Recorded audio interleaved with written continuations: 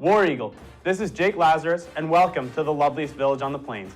Due to inclement weather, we have been forced into the studio for this week's show. Last week, the Auburn Tigers defeated the Mercer Bears 42-16 under the lights in Jordan-Hare Stadium. The crowd was into it, that was, until the heavens opened up and the rain came pouring down. Play was suspended for roughly an hour, then resumed, clearing the way for an Auburn victory on a soaked Pat Dye field. The band seemed extra loud, and the crowd felt just that much louder than usual. All of the tradition we missed so much during the offseason returned, and that's what makes it strictly Auburn. In Week 2, Auburn will take on the San Jose State Spartans, who squeaked out a Week 1 win versus Portland State. The Tigers need to take care of business once again at home before turning their sights onto the Penn State Nittany Lions in Week 3. Let's talk some Auburn Tiger football and dive into Strictly Auburn, presented by Eagle Eye TV. War Eagle.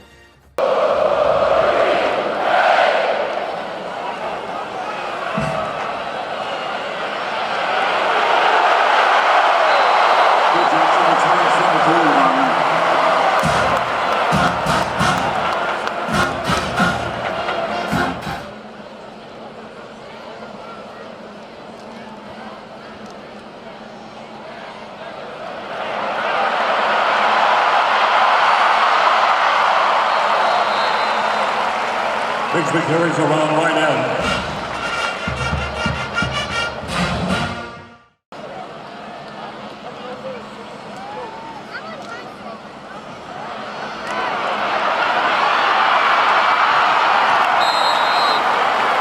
That national return. Welcome to Strictly Auburn, Week 2 against San Jose State. How do you feel, Jake? You ready for this game? Yeah, I'm ready for some college football, Week 2. Yeah, let's go. So we won last week against Mercer, easy dub, 42-16. I think it was a great game, but we got Week 2 against San Jose State, the Spartans. Barely got a win against Portland State. How do you feel about that? Did you watch the game? I did not watch the whole San Jose State game, but okay. I got to watching some film. They didn't look great. Outside of their quarterback, obviously, he had a great game. He 50% completion percentage, so that wasn't great. But he threw for 240 yards, had a touchdown and 2 rushing touchdowns. So yeah, he's a true dual threat quarterback. We're gonna have to watch that for our defense. I think Derek Hall, our linebackers, are gonna really have to hunker down and watch that dual threat capability. He's got legs. So yeah, as you mentioned, he rushed for 2 touchdowns. That's something we're gonna have to watch. He's a transfer from Hawaii. This is his first year at San Jose State. We'll see how he plays. He's a junior, so. Yeah, the defense, they were favored, so they were favored by 20 points against Portland State. Only won by 4, so that just tells you they're not a great team, San Jose State. But they do have a running back, Kyrie Robinson. He's a senior. Nothing to write home about. I would say he's pretty average, nothing really crazy. Yeah, normal. I mean, I'm not sure this defense is going to struggle much with the running back, but obviously the quarterback is also a running threat out of the backfield. Exactly that. He's not like last week with Austin Douglas. He's pretty average. They have a receiver, Elijah Cooks. That's their senior receiver. He's going to be a big guy. He's also a transfer. Played 5 seasons at Nevada. So he's a veteran, big guy, 6'4", 215. How do you feel about him? Yeah, it kind of reminds me of Ty James from last week. Yeah. I mean, but Elijah Cooks using every minute of his college career. Oh, 100%. So yeah, that's one thing we have to watch for our safeties, cornerbacks. Elijah Cooks, watch for that name. So Brent Brennan's their head coach, 7th season here at the San Jose State Trojans. He's been there since 2016, so he knows San Jose State football. Not a very good winning record, 21-37. I mean, he's an average coach, I guess. Yeah, he's an average Division I football coach, kind of seeing some turnover in that program, rebuilding the stadium. So we'll see how this program looks in a couple of years. But right now, they're definitely in a rebuilding mode. Yeah, to hit on San Jose State's defense, they had 2 interceptions by the linebackers. We'll mention them in a little bit, but their defense also allowed 270 passing yards. Hopefully we see Finley and Robbie to harp on that. Hopefully we can really open up our passing game against them, but we'll see. So the 2 linebackers that I'm going to mention, Kyle Harmon and Jordan Cobbs. Those 2 guys, really big linebackers. How do you feel about them? Yeah, 2 seniors playing linebacker. Kyle Harmon had 11 tackles and 1 pass deflection. He was flying all over the field. And then to touch on Jordan Cobbs a little bit, he had 8 total tackles, and he had the interception in the last 2 minutes of last week's game that set up the game-winning drive for them. So look for him to be a force or both of them to be a force over the middle of the field for our running backs. Yeah, 2 senior, really hard-hitting linebackers. We'll see how our running backs can compare to them. But speaking of the offense, TJ Finley, Robbie Ashford, we're kind of running a dual system quarterback system right now. So, we'll see who gets. I think Finley's going to get the start in week 2. What do you think?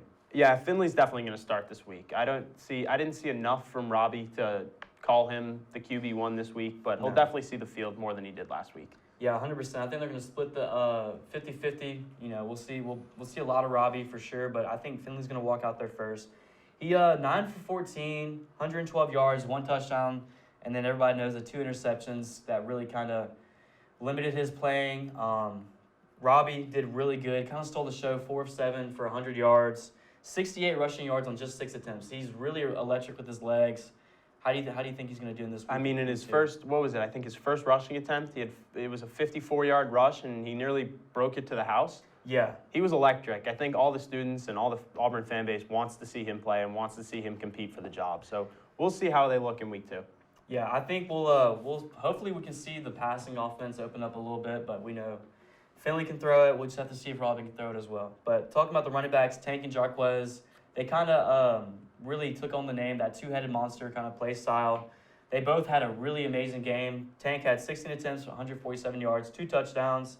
I mean, he looked electric. He looked faster. He had a pro football stat, most missed tackles in the nation. So how do you feel about he's going to do against San Jose State? I mean, Tank was impressive last week. That's for sure. He was electric. Like I've said this to you before, but he kind of reminds me of Saquon Barkley at Penn State. He can put his foot in the ground, change directions. Yeah, he puts his foot in the ground, changes directions, that change of speed, makes defenders miss. So we'll see. I mean, I'm excited for the Week 3 matchup he's going to have against Penn State, but first comes San Jose State. Right. We can't look ahead just yet. Jarquez, 8 attempts, 34 yards, but 3 really big touchdowns for him. I think he looked really good. How do you think they're going to split the carries Week 2 against San Jose State? Well, I think they're going to be split pretty 50-50. Auburn's hopefully going to get out to an early lead, just like last week against Mercer. Okay. So I would expect Jarquez to get a fair amount of carries. He only touched the ball 8 times last week. Yeah. I would expect a heavier dosage of touches for Jarquez. Yeah. We'll see. Also, freshman running back Damari Olson got a little bit of playing time in. It was good to see him get some carries in against Mercer. Hopefully we'll see him against Week 2 against San Jose State. I think we will, because I think we're going to score a lot of points. But, he looked well. How do you think do you hope to see him against San Jose State? Yeah, obviously I hope to see him, but he played well. I think he had 4 attempts for 9 yards, so nothing insane, but obviously looked good, looked like we expected. Yeah, so the freshmen are promising in the running back room, of course. Let's talk about some tight ends. John Samuel Shanker, one of the captains for the Auburn Tigers, 2 receptions for 25 yards and a touchdown. I wish we saw more targets to him, more receptions to him. But hopefully against San Jose State, we'll target him a little bit more. How do you feel? Yeah, I like John Samuel Shanker a lot. I mean, the number change obviously makes him faster, better receiver, quicker, slimmer, the whole 9. Right. But I'm hoping he sees a few more targets this week. I mean, he had the sick one-handed grab that Robbie threw to him. Yeah, that was a great catch by him. Yeah, so hopefully he sees quite a bit more targets this week. Yeah, so let's talk about the receivers. Javaris Johnson, Cedric Jackson. Both 2 really good receivers for us. They had a great showing. Javaris Johnson, 4 receptions for 117 yards. I mean, he really put his name in the door for that one. He's starting this week against San Jose State, so I hope to see him score some more touchdowns. He's going to be a really good receiver for us. How do you feel about the receivers this week? Yeah, I mean, the room looked much improved from last season. We saw a lot of drops in 2021. So that room, from whether it's hard work, the coaching staff, or I think iKiller has a big play. But they didn't have drops last week. I think they might have had 1 drop, but that's it. It's a different look than 2021. Yeah, 100%. I think iKiller's really got these guys locked in. Like I mentioned, he's an NFL talent, knows how to coach NFL guys, so he's got this receiver core looking good. One thing I do want to note in Week 2 against San Jose State, I just hope we see more receivers get more targets. Like I said, Camden Brown, he was on the field, didn't get targeted. Coy Moore had one play where he ran the ball. It was a good play by him, showed his athletic ability. Great play design. Yeah, I want to see him catch the ball. Hopefully he can do that for us in Week 2 against San Jose State. But yeah, I just want to see more guys catch the ball, more guys get targets. But to talk about the offensive coordinator, Eric Kiesel, I think he called a great game. Looked a lot better than last year with Mike Bobo, but I think he's going to be calling a great game against San Jose State, but how do you think he did against Mercer? Yeah, this team was fun to watch in week 1. I mean, we saw the triple option with Robbie, TJ, and Tank. That's something Auburn fans haven't seen, I don't think, ever. But I look forward to week 2, another game that he might go really deep into the playbook and just try some things out with different packages and players. Yeah, I don't think we're going to probably be a little bit vanilla with the play calling just because we have Penn State week 3. We don't want to show too much of our bag. So I think he's going to keep it pretty vanilla, but I think he'll get the play calling pretty good. So defense did all right against Mercer. The pass rush was a little weak.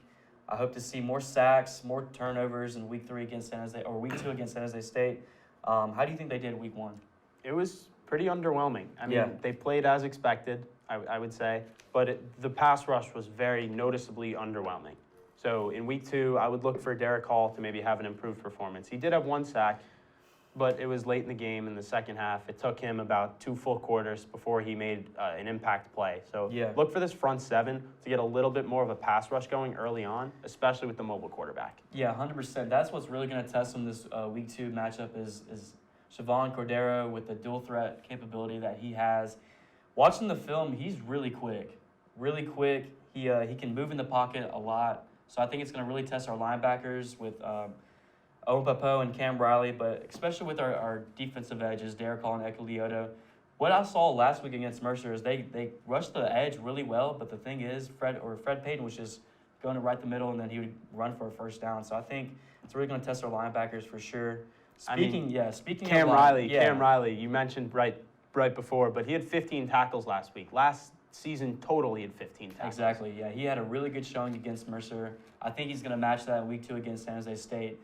Look for him for sure. Owen Papo had a great game. I think those 2 guys play together very well. I was a little nervous about Cam Riley going into week 1. We didn't really know too much about him. I saw him play in high school, so I knew he was a really good athlete.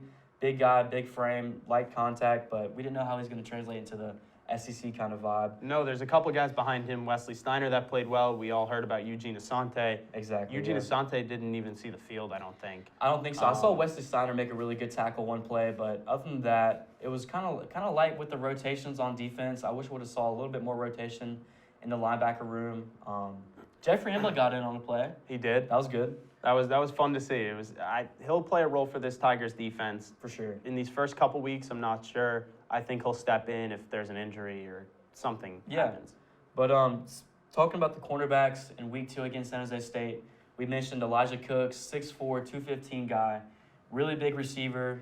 He's a veteran. He knows how to run routes, how to catch the ball, make plays. How do you think our cornerbacks are going to match up against him? These cornerbacks have to play better than week 1. They played well. They blanketed coverage, but our DBs have to improve week after week after week. Yeah, especially in the SEC, we're going to be faced with a lot of really talented receivers. I think Jalen Simpson, Nehemiah Pritchett are both talented cornerbacks. Jalen Simpson's more of the guy that's going to come down and make a hit. Nehemiah Pritchett's the guy that's going to be making better coverages, making interceptions. Hopefully, we see some more turnovers in the defense. But yeah, I think those guys are going to fare well in week 2 against San Jose State. Elijah Cooks is really the only receiver we have to worry about. But like I said, he's 6'4", but I think we're going to match up against him. Also with the safety, Zion Puckett, Donovan Kaufman looked great against Mercer. I think they're going to do fine against San Jose State. But, yeah, Zion we saw some defensive packages last week with Donovan Kaufman coming off the edge. Yeah, I like that a lot. Some more play calls that are fun to watch with these 2022 Tigers. Yeah, so he had 5 tackles last week. I really liked him coming off the edge, as you mentioned, Jake. He's a really good athlete, very versatile guy. He can play all over the field. So hopefully we can see him in some more packages against San Jose State. But so we hit the defense. Let's talk about some freshmen on the defense, all right? So we got J.D. Ryan came in for a couple of plays. He's the freshman guy that made a lot of impact during the fall.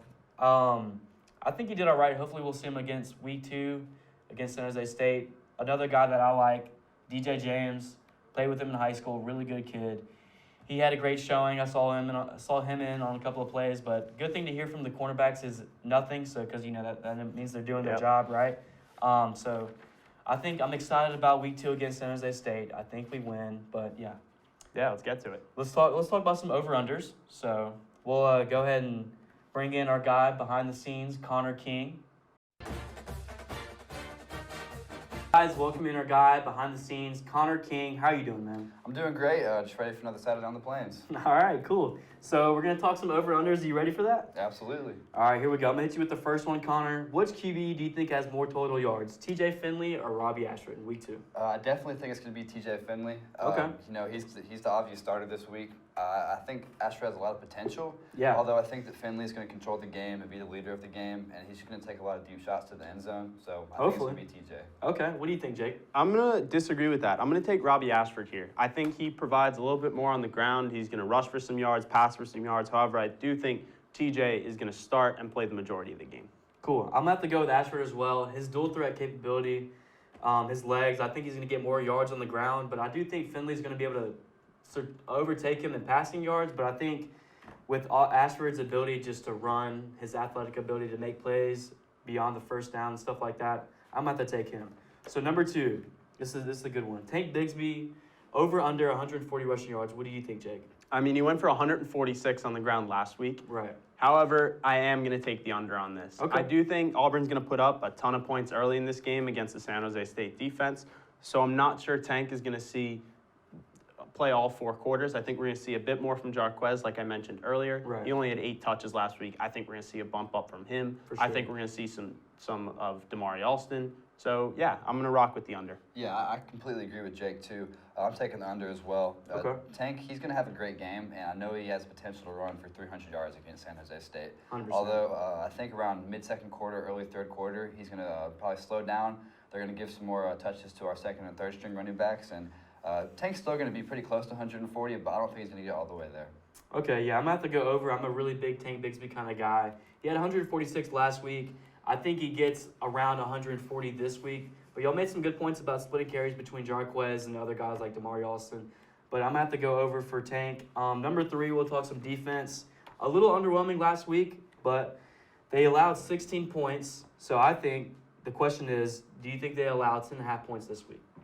I'm going to rock with the under. I mean, Yeah. I'm sure this defense is coming in with a little bit of a chip on their shoulder, allowing 16 points against an FCS Mercer. For sure. So I'm going to rock with the under. I mean, they were under until a minute left in the game after a rain delay.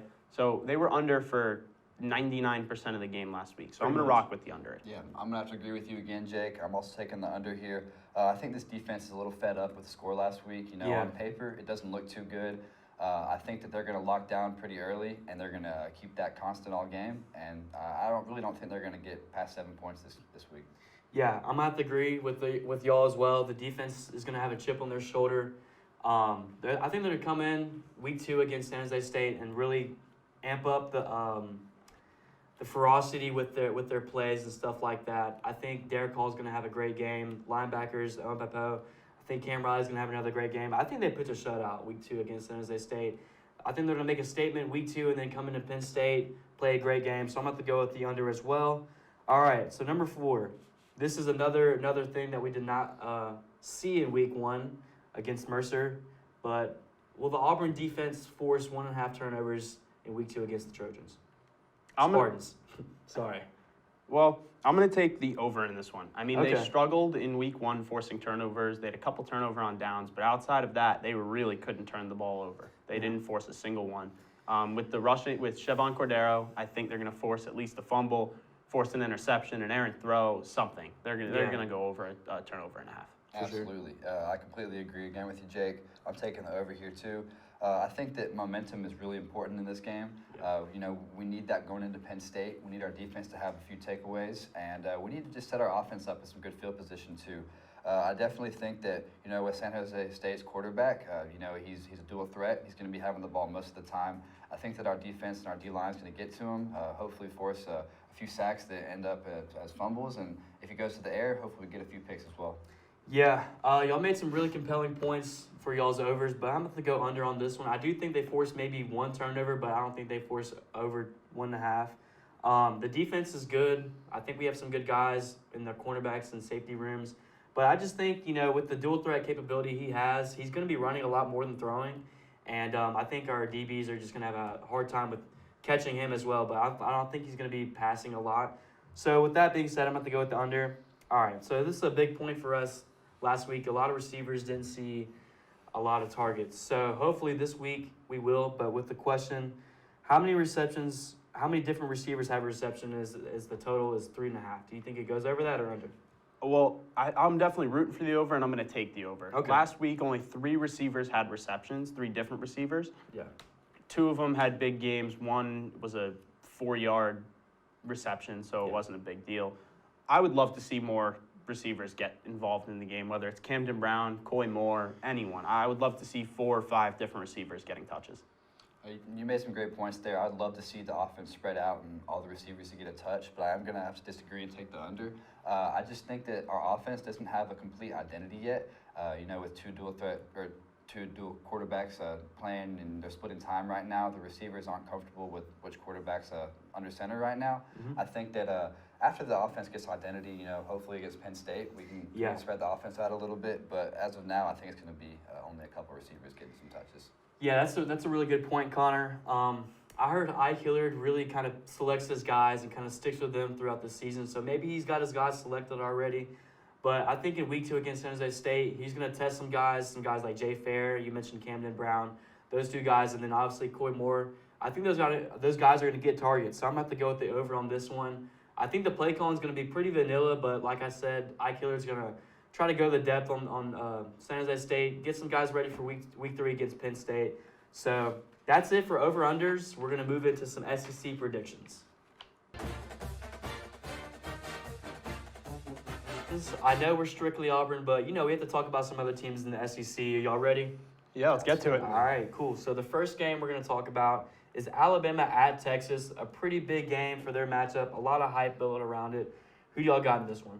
I'm going to stick with what I say every week. Alabama, next. What about you, Connor? I'm going to have to take the Crimson Tide here as well. I hate saying that, but Texas just isn't back yet. They're not back. Alabama looks really, really good right now. I hate to say that, too. I think it's not going to be a close game either.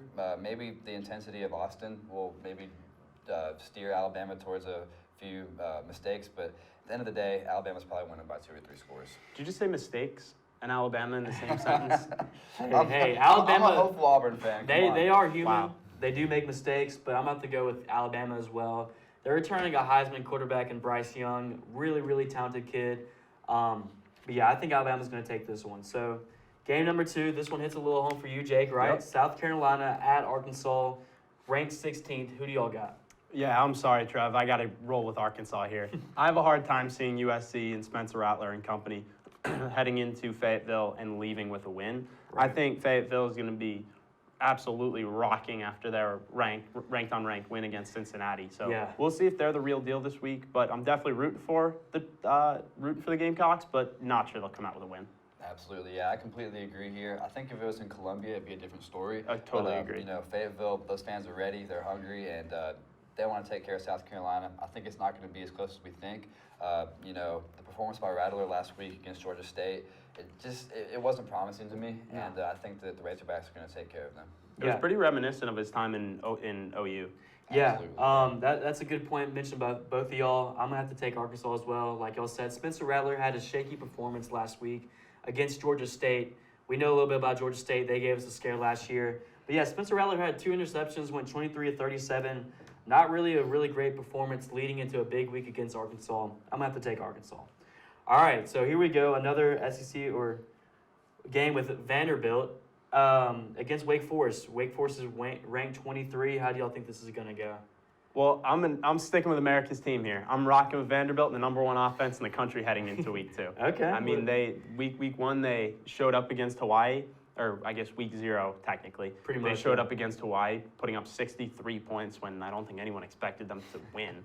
No, really. And then week 2, their offense showed up again against Elon. Their defense wasn't great, but their offense showed up. So I'm kind of banking on the fact that they're playing at home in front of the Vanderbilt faithful. And yeah, I think they're going to walk away with a win. I'd love to buy into the hype for Vanderbilt. They have, it seems like one of the best offenses in the country. It's week 2. We have a lot of time. We have a lot of time ahead. Yeah. Absolutely, but I'm definitely taking Wake Forest in this game. Wake Forest is really solid. They're one of the better ACC teams. I know that their quarterback is questionable for this week, but I don't think that Vanderbilt's strong enough on the defensive side of the ball to be able to handle the Golden Deacons. Yeah. And I just think that Vanderbilt's offense. They may be able to hang for a couple quarters, but at the end of the day, Wake Forest is probably going to win by a score or two. Yeah, so you brought the hype down a little bit. I'm going to have to bring it back up and select Vanderbilt for this one. There we go. Like Jake said, they're America's team, one of the best offenses in the country going into week 2. But yeah, I really like Vanderbilt in this one. It's at home. Vanderbilt is they're excited. All the fans, they haven't seen this kind of hype and winnability in a while. So I think they're ready for an at-home matchup against Wake Forest. And, I think they're going to shock the world with this one. So I'm going to have to go with Vanderbilt. Yep, anchor down. Anchor down. Let's go, baby. All right, so another big matchup. Tennessee ranked 24 at Pittsburgh. They're ranked 17th. Who do y'all got in this one? I mean, this is, in my opinion, this might be the best game of the day. Tennessee playing at Pitt. Pitt is going to be absolutely rocking after they won last week in the Backyard Bowl. I mean, I'm going to take Pitt, though, at home. I think this crowd is going to be the defining factor of this game. Absolutely, yeah. Good points. What do you got, Connor? I completely agree. I think Pitt's going to take the dub here. Pitt's defense is pretty weak, and I know Tennessee's offense, they have a good spread, a pro-style offense that they're going to do really good. They're going to do some damage to that D-line for Pitt, too. I do think that Pitt is going to take it away. Last year, Pitt handled Tennessee as well, and I think it's going to be a close game, probably down to the final score, maybe down to the final minute, too. I would hope so, but I am taking Pitt here. All right, yeah, I'm going to stick with the SEC on this one, going with Tennessee. I think it's going to be a close game as well, but I think Tennessee takes this one. Their quarterback, Hendon Hooker, we'll see if he's the real deal or not. I think he's going to be a good QB for the Tennessee Volunteers. And then Pittsburgh is returning a transfer, Kendis Lavis, a guy that was actually on Auburn's QB radar later back in the summer, transfer from USC. So I think Pittsburgh, it's at Pittsburgh, but I think Tennessee takes this one just with their pro-style offense, and they can really light it up in the passing game. So, yeah, Tennessee on that one. Another big game, SEC versus SEC, Kentucky versus Florida in the Swamp. Who do y'all got? I mean, I said it about Pitt. I think the crowd's going to be the defining factor of that game. The same is going to be said for this game. Okay. I think the Florida crowd, the Swamp, I think they're going to be real game changers today. I mean, they had a huge upset win last week over Utah. Crazy finish. I think this game is going to be very similar in play, and the crowd's going to make a huge difference. I'm going to roll with the Gators. Florida looks really good. After week 1 beating Utah, their quarterback, their offense, and their defense, they all look really solid. Yeah. Although one thing about Florida is they're super undisciplined, and they're one of the most inconsistent teams of the SEC, no matter what year it is. That is true. At the other side of the ball, Kentucky, they have one of the most experienced coaching staffs in the whole SEC and really in the nation as well. With Mark Stoops, yeah. Absolutely, yeah. He's a great coach, and he knows how to win on the road, too. He does. Florida had Kentucky's number for a while, but the past few years, Kentucky's found a way to beat the Gators. Okay. But Kentucky doesn't have their running back. It's going to be a really close game. The Swamp is going to be a huge factor, like Jake said, but I do think the Wildcats are going to come out on top. All right, so yeah, I'm going to have to disagree with you, Connor. I think Florida's going to take this one. They're coming in ranked 12th in the nation, which is kind of shocking to me. Pretty much replaced Oregon on the depth chart right there. So yeah, I'm going to have to go with Florida. It's in the Swamp. The Swamp's a crazy place, almost like a magical place. Things kind of go crazy there. But yeah, like you said, Kentucky's quarterback or running back is questionable for this game, so I think that's a big factor for the Wildcats. I'm gonna have to take the Gators in this one. So, with that being said, we're gonna move to our game of the day, which is Auburn versus San Jose State. We're all gonna take Auburn in this one, obviously. But how do y'all feel about the game? Who do you think is gonna show out? I'm excited. I think this defense has to step up this week. I would love to see this defense show why we gave them so much praise in last week's episode. We made the predictions we did. I want to see Derek Hall go and get a couple sacks. I want to see Ekeliota have a huge pass rush day. I want to see our DBs force a couple turnovers. And I would love to see the interior line go and get some sacks. So I'm going to take Auburn by a final score of 49-10. Absolutely. Made some great points there, Jake. I'm taking Auburn 38-6. I think that Auburn, hopefully their D-line and their defense as a whole locks down this week.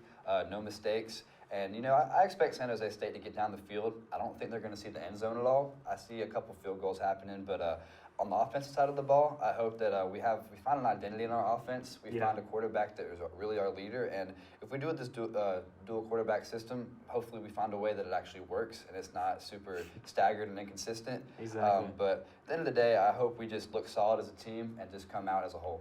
So you're thinking that we're going to have, with this game, after this game, we're going to have a quarterback ready for Penn State, or do you think we're going to go into a dual system in Penn State? You know, to be honest, I think we're going to go into Penn State with a dual system. Okay. I hope that we find a starting quarterback this week, but, you know. It's not looking well? No, not really. Yeah, so that's a big question for this Auburn team. Who's going to be starting quarterback? Are they going to be named starter in Penn State? But talking about San Jose State, I got Auburn, obviously. I think this game is going to be a really fun game to watch. Eric Esau is going to call a great game. I'm ready to see TJ Finley and Robbie Ashford split some time. I think Robbie Ashford's going to have a great game. Receivers going to catch some balls, make some plays. Running backs are going to hit on cylinders. Like you said, I hope the defense really makes some plays, some turnovers, some sacks. I want to see Siobhan Cordero running for his life, like literally. So, which he probably will be doing with Derek Hall chasing him. That guy's like insane. But yeah, I got Auburn in this one. We're excited for this game. And that wraps it up for Strictly Auburn Week 2 against San Jose State. I just want to shout out my guy Jake Laz. He's got his own website, Laz Sports.